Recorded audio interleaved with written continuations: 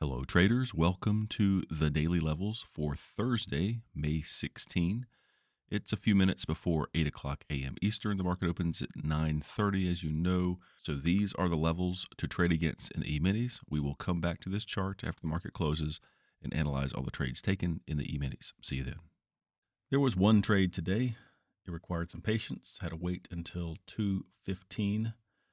They came down into 529.13. That was the operating level. And the interesting thing about this is I rode this up and got over 10 points before I took half of my two contract position off.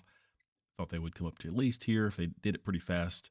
They never got up to this zone earlier in the day and saw some signs that they were going to roll over. So I jumped out. Turned out to be the right decision because they fell down. But anyway, the thing is, didn't realize that my live trade was not being recorded until I was already in this trade and realized what was happening. It was recording a different screen. So I had to cut that video out. I had all this stuff recorded, but really no harm, no foul because there was no levels hit until 2:15. But we'll take a look at the trade as it happened, or at least the last part of it right now. Before I start rolling this, I'll just explain here just to show you the trade already happened back here about 2:15. Wrote it up and I'd already taken 10.75 points, 10 and 3/4 points off. And what you see here, it was right after 3 o'clock when I realized none of this had been recorded. So it was a two contract position, took one off, trailing the other one, about a 10-point trailer with a target slightly above here. And this will go by pretty fast when I play it. That's why I'm explaining it right now. And ended up jumping out, just like took 1 point away on that remaining contract. So the net was like 9.75 points for that trade.